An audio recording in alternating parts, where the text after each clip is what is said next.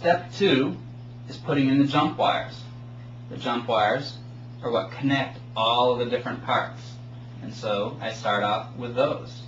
So the very first one will be a white jump wire. The white jump wire will go from E3 to the positive track.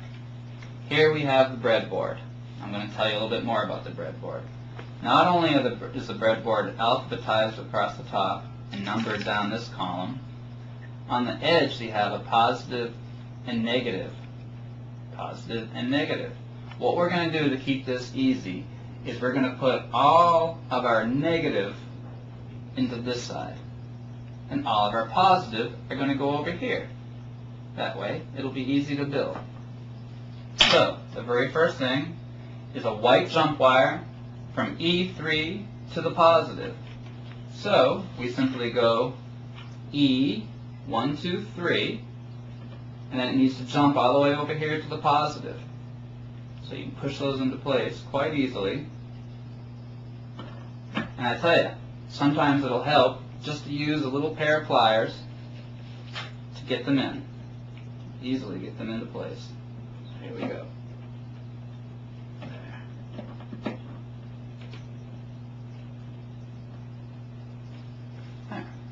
Now there's the first jump wire. As long as it gets to the positive channel, this whole positive channel is connected. So any of these will do. You just get it over there. So as long as we got E3 over to this positive, that's correct. The very next one is a gray. Gray is going to go from C3 to C11.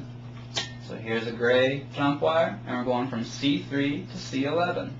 So there's C3, and down here is C11. So if I go from C3, and I punch this in all the way down here at C11, it'll fit into place really nicely. Now, what we've done is that 1, 2, 3, 4, that's pin 4. It's connected now because this channel here, pin 4 is now connected to positive. That's how the breadboard works.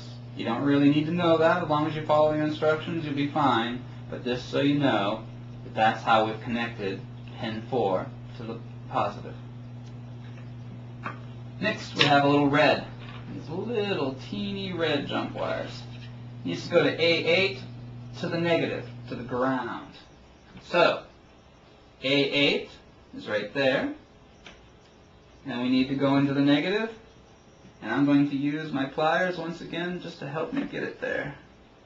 A8 to the negative. There we go. And I can push that into place.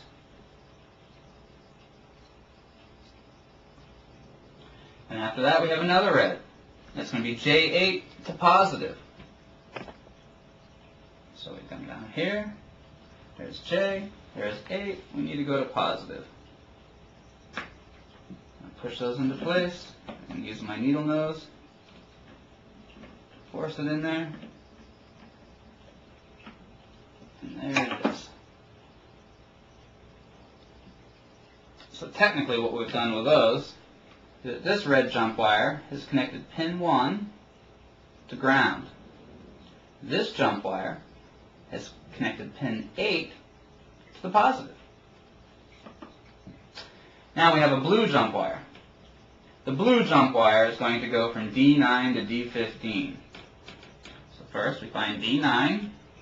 D9 is right here by pin 2. And we're going to go to D15 all the way down there.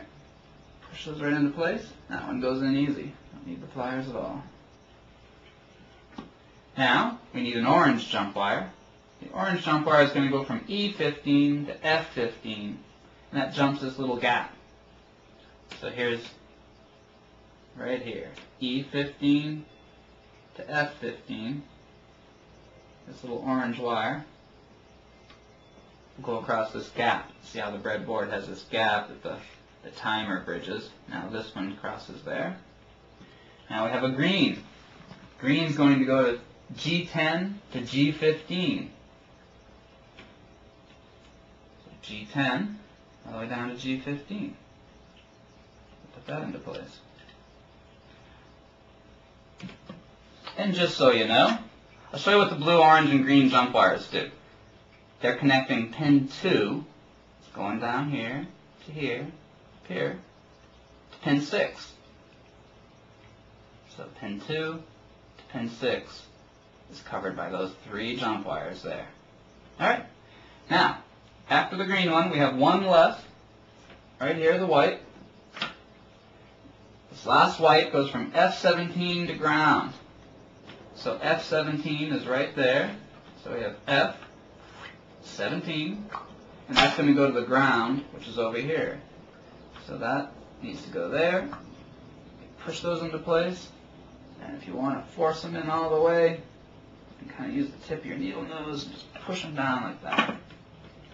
So there. That's the basic jump wire configuration